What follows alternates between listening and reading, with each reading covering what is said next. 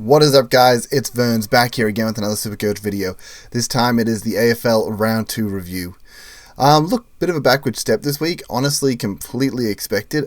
I actually put in my group chat that I had, I was like, man, going back at least 10k ranks. And I really was hoping for 10k as like a minimum. So to get 9.2, I'm like, actually kind of happy with that, as weird as that sounds.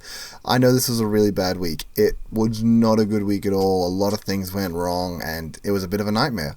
I say a bit of a nightmare. It's really not too big of a deal. I think the structure is quite good. I think I have most of the rookies I want. Premiums underperformed, and that is what it is. I'm still happy with most of the players I've got. So yeah, we scored an 1874, went down to 16,000 after losing 9,200 places. Before we get stuck into that, I would like to thank everyone for tuning in, liking and subscribing for your consistent injections of Supercoach content directly into your YouTube feed. Now with this, we do have big news coming in the Supercoach Hub, so I'm really excited for that. I'm not going to say anything here because that's obviously for the Hub channel, but yeah, got news coming there, which is really cool. It's been getting worked on for a while, and we've all been very excited for it, so it'd be really cool to sit down with the boys. We'll finally get a podcast done tomorrow, so I'm really excited for that, just to see, just to talk to the fellas again. They always have good advice, and I want to hear their thoughts on things. I think I'm pretty set on what I want to do, but it's always nice talking through the game and hearing other people's opinions. So excited for that.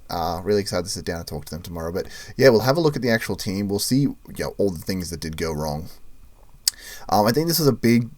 One of the big reasons I think things went wrong is there's some very obvious things here. I'm just going to point out from the word go.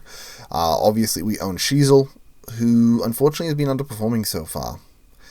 We own Day, underperforming so far. We have Gorn, who got absolutely stomped by Cherry. I really thought this was going to happen in reverse, so that was a real, I heard Supercoach Edge Damon say it, but a real passing of the torch or changing of the guards there, with Cherry just slapping him down one. Jason Horne-Francis absolutely torn apart. Obviously Perryman as well, so that's 5 right there. Now they're all pretty highly owned. I don't know how many people own all of them, but obviously I do. And this was a big bounce back week for a lot of people that started Neil. They got that 40 last week and they got the 133 this week. Got a good captaincy, so yeah, I still feel like I had a lot of good scores, so it was a little, I wasn't surprised, but I felt like those really helped. I think the other thing to take into account here, though, is people are looking at Sheasel and stuff like that, and Horne-Francis, and thinking we got to trade these guys out. This is like D1 and F1 just getting ragdolled by their lower competition. The thing is, what do you guys expect these players to end at the end of the season? Sorry, average at the end of the season. Because if Sheasel's a 110 average for the end of the season, that means he's probably got to go 112 for the next remaining games that they have, the next remaining 21 games, to make that up. I think on top of that, the other thing too is it's not a huge detriment as of yet. Like, right now, nobody's trading into them. Nobody's really trading into them. Yes, they could have got someone cheaper and got an advantage. Let's just say, for example, if you didn't start a Zorko and you went a Sheasel, then you're sitting there thinking, man, Zorko's torching me. 4 weeks happen and we start upgrading. And all of a sudden, over those 4 weeks, Sheasel has brought it back, and Zorko and Sheasel are averaging around about the same. It's really not that net of a loss. Yes, you could have put that 40k maybe somewhere else in your team between the price difference, but if he can bring it back over these next 4 weeks, people aren't upgrading over these next 4 weeks, so they're not really gaining an advantage on you. They're not getting Sheasel in right now after some bad scores to be like, yep, I dodged the bad scores, got him in for the good ones. As long as he can pull it back over the next 4 or so rounds, it's perfectly fine, and same with Jason Horne-Francis. So, I have no problem holding these guys. I still think they're going to be top of the line, towards season end, so I don't want to miss out for when they actually hit their good runs, hit their strides. I mean, you're going to feel nothing's worse, and trust me on this, guys, nothing is worse when it comes to trading out a premium that's underperforming, and they go bang the following week, and you're just so angry at it. Guys, I brought in Rowan Marshall last season. He dropped 2 60s back to back, left my team and dropped 2 160s back to back. Trust me, nothing is more painful than trading a primo that then explodes the following weeks. And if they do pick it up in the next couple of weeks, they're not really going to lose too much money either. If you think they're going to continue in this form, if you think Sheasel is truly a 90 average guy, first of all, I mean, you're not going to trade him back in if you think that. But yeah, go ahead and trade him out if you think that. I just don't see that. I just don't believe that. I think these were two. I mean, the 103 is not even bad. It's perfectly fine. But the 81, yeah, a bit of a down game. But I still believe in the Shees. So yeah, no problem in my opinion. We're going to get over that. Same once again with all these other guys that had poor scores. Gawn, as unfortunate as this is with Gawn, technically, he's still scored more points than Lachie Neale over these last two games. Like, just think about that. Neale went 41 and then 133, and people are feeling great that they held him. Yeah, we wanted the 129 to be higher. That sucks. Yeah, I thought he was going to stomp Cherry. I really didn't see this coming. That sucks. It's still better than Neale, as funny as that is. He's still got a 98 average. He's got 4 weeks before upgrade season hits.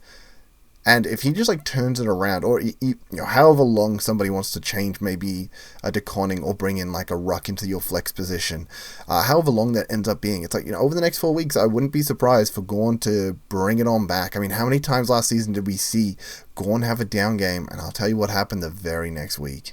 He stomped. Every single time last season. If we just quickly jump to this, it was almost predictable. He had the 72, 162. Has the 95, 134. Yeah, the 79 into the 100 isn't massive, but then we have the 97 into the 130.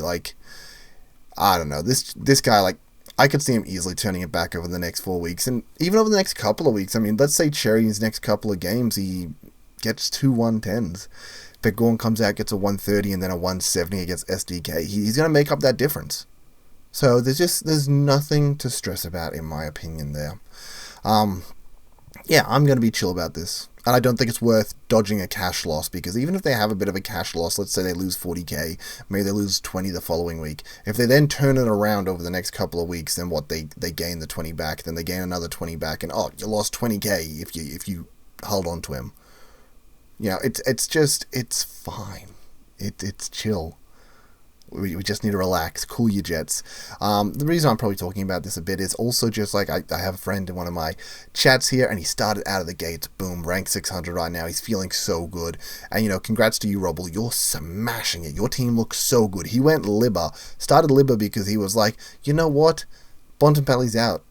Most of their mids are out. Libba's going to be insane. And I was like, I can see it, but we all know Libba burnt me last year. I started them, I hulled him, it just sucked. And I'm like, I see what you're saying. Personally cannot go for Libba, but he's feeling great right now with the Libba pick, and he's smashing it. And he's sitting there and he's like, should I be trading Horn Francis and Sheasel and making an aggressive move against the pack to try and gain some ground? And I'm just telling him, cool your jets. Cool your jets. You're in a great position where your team's at. Fix up some rookies if you need to, sort of thing. You don't need to go ahead and start anti-potting these big picks, because once again, what happens if they come back? If they come back good, you've now lost out on 60% of the competition, and that huge lead you built up, you just lost. You rode them for the bad scores, and then they've turned it around and you've jumped off them. Where if you hold them, it's minimal damage. I understand it's high risk. I feel like it's high risk, pretty low reward in reality. I don't think there's a huge amount of reward off this, because I still think they're going to be top of their lines towards the end of the season. But just cool your jets, play it with the pack, get in some good rookies, and just focus on making upgrades. You don't really, getting towards that upgrade season. You're not in a position where you've got a Stuart 9 on your bench and he's missing next week, plus potentially more weeks, and he's got a 9 in his cycle when he comes back. No, that's not the case. You've got a guy that underperformed. He dropped to 61. He had 7 clangers and 5 frees against. That sounds like someone else I know. Will Day did the exact same thing. Bro, that's 12 negative points, and I'm pretty sure they're 4 points per negative act there. That's 48 points down the toilets from both of these players. Now I understand obviously scaling come into effect and stuff like that, and it's all up and down. Let's just say hypothetically let's just say 35 points off all those acts. It's still an insane amount of points. It puts Will Day to a 111, puts Francis up to a 90. Now, obviously, we're not going to say he didn't do all those clangers, but even if he tones it back a little and he only lost 10 points instead of 35, once again, you're adding 25 points, you're looking at this score and you're thinking it's not that bad. Like, it sucked. It sucked. It did. It really did. The man was so hot-headed, Horn Francis, and Day just did some stupid things. Could have kicked some goals and got some holding of the balls instead. Got some stupid high tackles. They just silly acts that suck as owners, but it's not going to happen every week. I mean, maybe Horn Francis, he was pretty hot-headed. But I think he'll be okay. So I think just that's a message for everyone right now. Week 2, I understand it's a big move to make. Players are changing in price. You want to get on those big dogs. There's definitely a few must-haves out there. You got to get on top of Jack McRae, in my opinion. You need to get him in now. I think all of us should have already been in your team. There's a few rookies like O'Driscoll that you just have to get on top of. So some definite must-haves out there that you need to get on top of. But outside of that, like, as if you've picked a premium, you can probably just chill with them if you've got faith in them. Unless they've completely lost their role. They've come in and it's a completely different role, Perryman. That you just didn't expect and you couldn't see coming, and it's just unfortunate. It's just unfortunate. But yeah, we'll get into the rest of the team. Yeah, Shees drops an 81, unfortunate. Zorko drops a 136 though, feel very good about that. Obviously talked about him and Gorn being my backup captain options. Glad I didn't have to rely on that 50-50 because Rosie drops the 130 and we're very happy there. Roberts 115, dude, so easy, such a good pick. And what I love about Roberts is he does something very similar to one of my guys that I'm going to be bringing in this week. Is he gets a kick in, or even if he doesn't get the kick in, he kicks it to someone and he runs past and he gets this next disposal and he gets another kick, and I love that. Now Perryman, this is going to be so easy for me. Perryman is getting traded, but he's not going down. He is going to go up. I do not see any point in going down. I just don't see any value there. Maybe Fraser if you want to like justify it, but I think he kicked a late goal that really helped with his score. Yeah, not the pick for me. I was pretty big on not getting SDK next week. I didn't really say it too much in my video, but if you were in the Supercoach Hub at Discord, so many people trying to bring him in, and I was just like, boys, just chill. Just chill. Because now people are sitting there like, man, do I need to get him out? And it's like, that's just wasting trades. I understand it's early in the season, but you could be doing so much more with those, getting the right rookies on field. Something else you will realize, and I should have already covered this, is my rookies are different. Things happen slightly different to what I wanted. Obviously, Nate Long got named a sub, so because he got named a sub, I went to Lindsay. I think I talked about that in my last video, so it's perfectly fine. The other thing is obviously Flynn didn't get named too. I guess that's something else I need to take into account. So I named 5 players that underperformed. We then had Flynn, a 260k player not play. Bailey Smith, a 380k player not play. Finn Callahan, obviously on his bye, a 440k player not play. We had 5 massive players just really disappoint, plus 3 players that had a lot of money sitting on their head just not playing this week. So I had a lot of cash doing nothing this week. And honestly, I would have traded Flynn out. I also know you're all looking at this like, Vern, did you actually end up trading Sardis? I did. His tog was disgusting and I didn't want it. Unfortunately, if you want to know what really happened, is I saw Flynn got dropped. So I moved Flynn out of my team. And then I had a choice. Sardis or Hugo Garcia. Who comes in? Who do I bring back in? And I go, Sardis's tog was disgusting as good as his role was, and Parrish is back in 1 to 3 weeks. He's not a long-term prospect. Hugo, I think they didn't have the role, unfortunately, but he wasn't bad when he was around the ball, and I think he'll get a better run this week. Obviously, if I knew in advance that Hugo was going to get named the sub, I would have kept Sardis. But Sardis had already played. I'd missed that 78, a little bit disappointing there. And then on top of it, Hugo gets named a sub. So I just reversed Hugo to Flynn, and I'm like, well, hopefully Flynn just gets named next week, and it's fine. BJ did get subbed off in that West Coast game, but he looked good when he was playing, so I have a good feeling Flynn won't be back anytime soon, so that's a little bit disappointing there. So yeah, and a lot of people got bounce backs because of that. A lot of people that didn't start Bailey Smith bounced back this week because he didn't play. A lot of people that didn't start Callahan, as I mentioned it earlier. There's a lot of players that if you didn't start who were pretty highly owned and you just bounced back on. A lot of people had Flynn at RT2 and would have got a bit more punished than me, but they probably could have held on to this extra week because of the best 18 format. So yeah, that did suck. So yeah, Perryman, I think I'm going to be going to Dale. It's just a straight fact. We all know in the preseason Dale was my weapon. I wanted him. I talk about it every week because it's so disappointing, and I wonder if I would have made the trade proactively last week. I probably wouldn't have, But we know Pies give up a lot of points to designated kickers. We know they were one of the worst of it last season, and I knew Dale was going to go big, but God, he went massive. Every kick in was a 30-meter dart, runs past, gets a handball, kicks it down the line. 2 beautiful, effective kicks, and it happened every time. And he took, I think, like 8 kick-ins, so he got so many points just off that alone. And Dale, I just think he's almost a must-have at this stage. He's a must-have for me.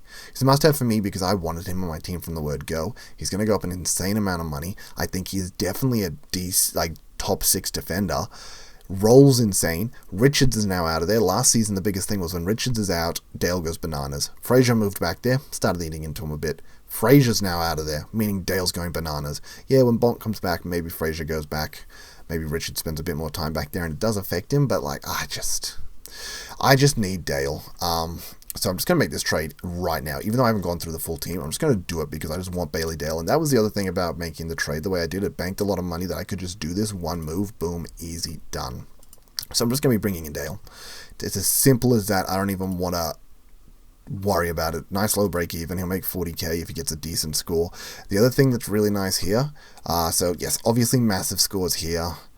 We knew Collingwood was an easy matchup. We knew Freo was an easy matchup. We knew Saints were an easy matchup for this.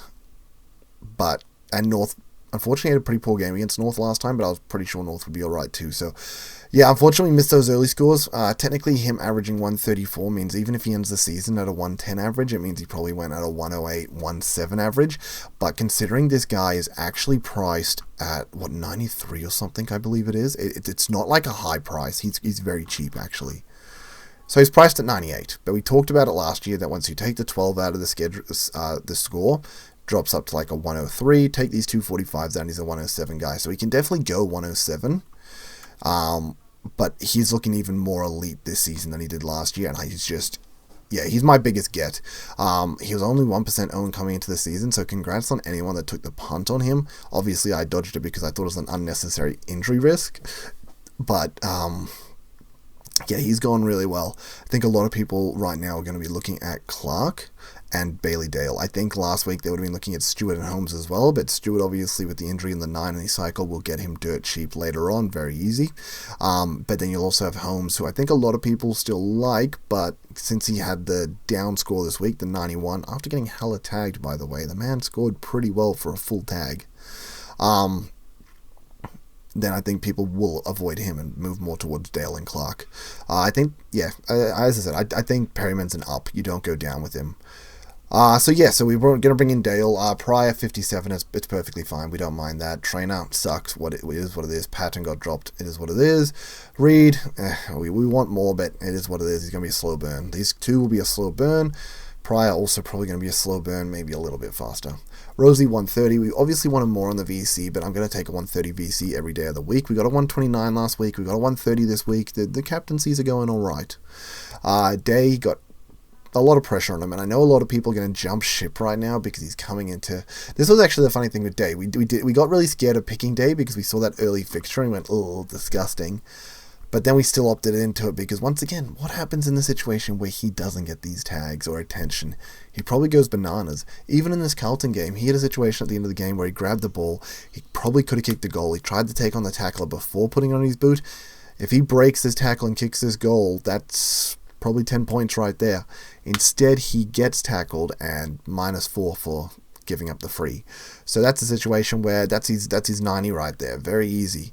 The situation in the middle of the ground where he just got someone high stupidly for no reason. But yeah, I still believe in the Day pick. It sucks that it's had, a 76.5 average in our team. I would have loved for this to have obviously been a Dale or anything like that instead, and obviously Dale down back would have meant we had the 5 defenders, which means less of those really poor rookies in the back line. But once again, it is what it is. I still believe in this pick. I think I'll hold it. Obviously he's going to get bed fitted this week, then they have the bye, then they come into Port and Geelong, and we know Port can put Drew to people. We know Geelong can definitely put Atkins and O'Connor to people, so there's a chance he ends up getting tagged in the next 3 games as well, and he might just go 70 and be 400k for people to get nice and cheap coming into West Coast, Richmond, Melbourne. That really sucks when I say it out loud, but I guess let's just say he doesn't get tagged. He will score really well. Like, I don't know, even with this double Geelong tag that's been happening, Sarong and Brayshaw both got to 100. I think they're better at breaking through tags, though.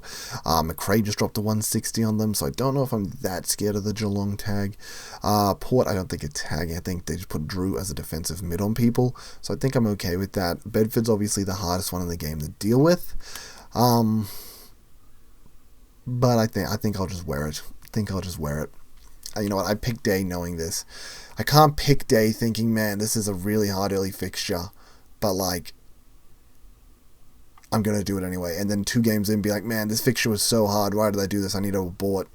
So I don't know. I might just hold this. This could be my Liberal of last year where I just held for too long. Clary bounced back with a 130. Incredible. We had Cheryl 113. Very happy with that. Finn O'Sullivan, Foss. Bit disgusting. You guys are probably also looking here, seeing that I've got Patton. Trainer and Foss on field. The reason was I saw this Reed score and I chose not to loop it. I saw the Nevitt score, and because of me having 2 57s already on field from Pryor and Perryman, it meant that if I didn't take the Nevitt score, worst case scenario, I get a 57 from one of them, so I lose 1 point. Best case scenario, Sullivan outscores them by more than that. So I thought I'd take the punt. Worst case scenario, lost 1 point. Oh well. O'Driscoll, yeah, such a good pick. Levi Ashcroft, yeah, doing great. Lindsay, really glad I got him in. Camprielli and Nevitt doing enough. And then the forward line, pretty stock standard for most people.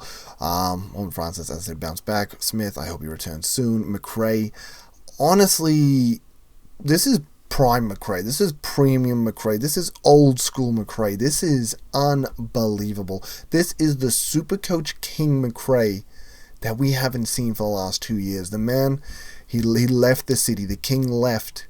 He went to venture the world, and then he's finally returned. He's back. The crowned king is back, and he is just so good. And he's genuinely a captain option. You should consider him every week. Actually, my partner's younger brother, Captain McRae this week, got big bank for it. He showed me his team because he had the captaincy on Bailey Smith right before the game.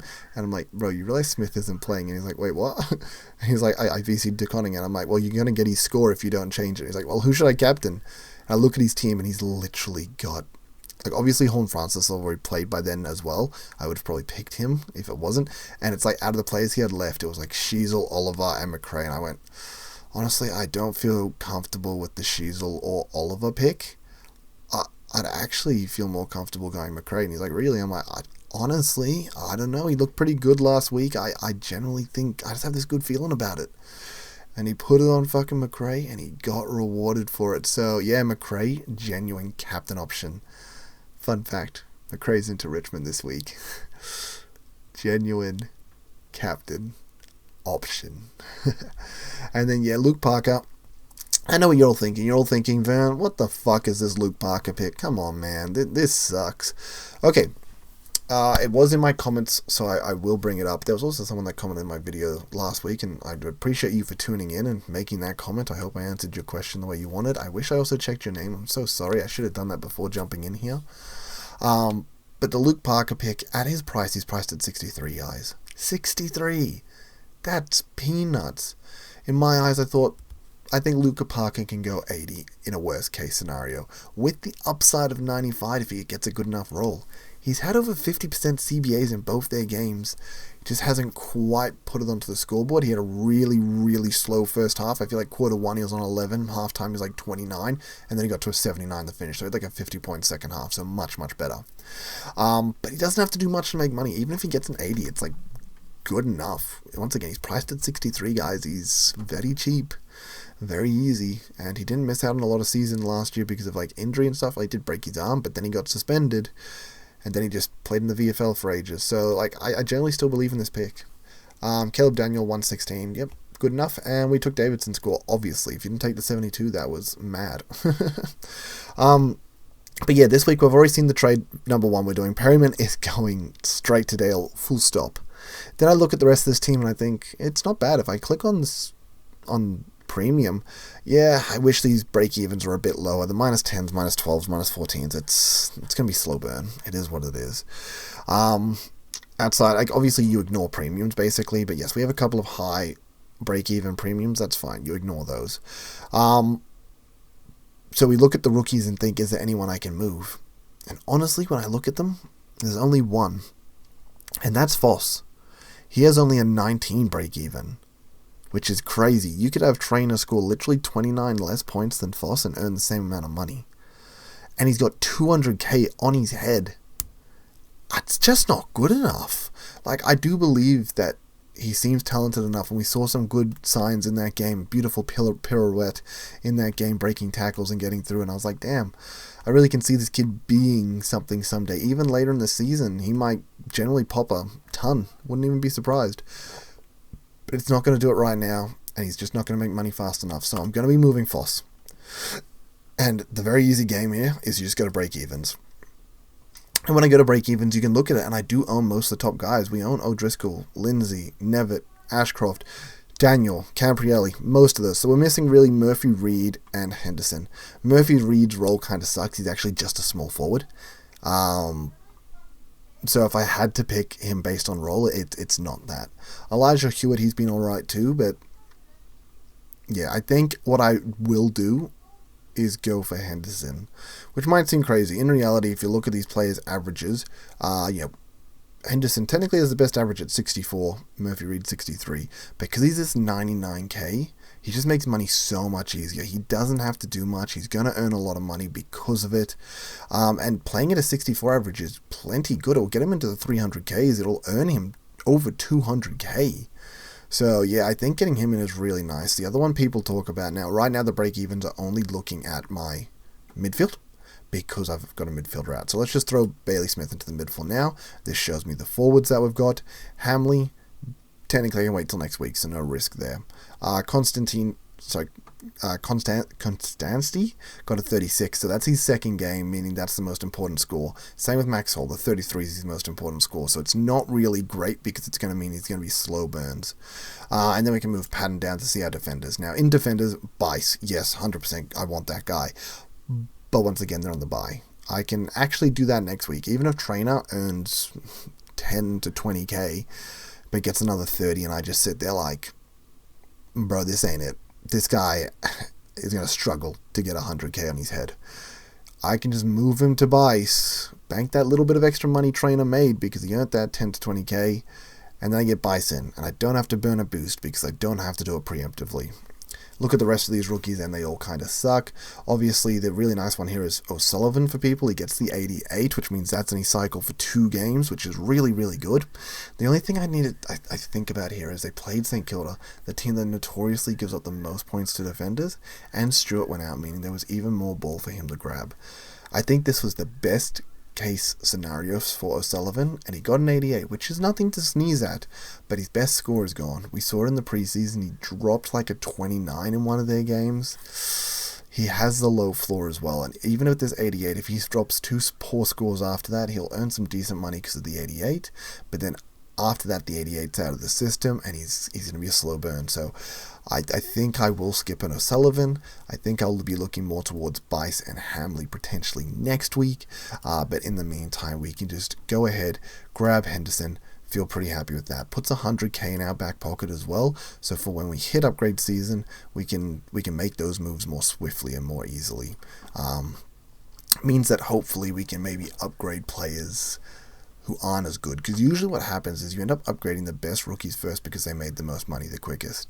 The problem is early on they're your on-field scorers a lot of the time, so upgrading rookies that are on-field scoring 1 up 1 down, and if you've used 2 on-field, like let's go O'Driscoll and Ashcroft out 1 up 1 down, Ashcroft goes down to a dud rookie, he jumps on the bench, I get forced to field a rookie instead, not a good tier rookie, but like a bench rookie to a degree, and O'Driscoll ends up a premium, and it's like, yeah, great, we got the premium, but we ended up with a worse rookie on field, which will affect our scoring in a negative way.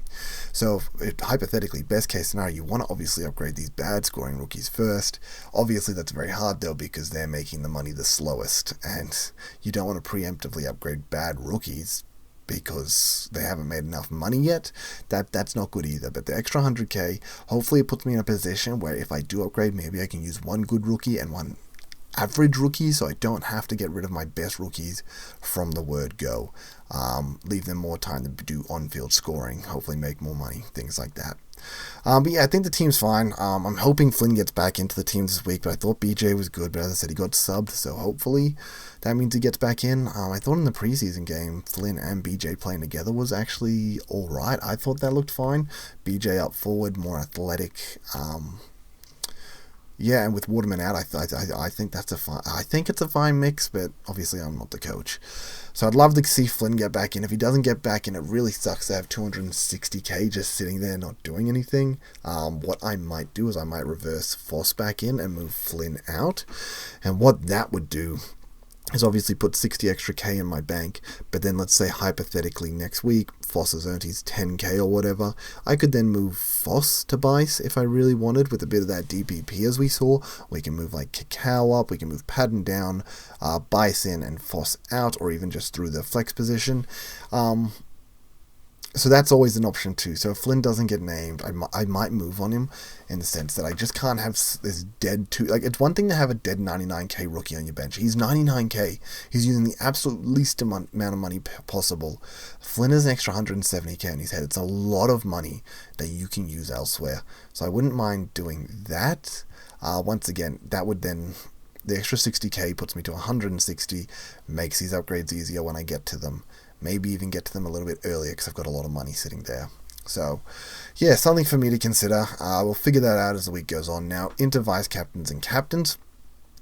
I think for me personally, it's a very obvious TDK one this week.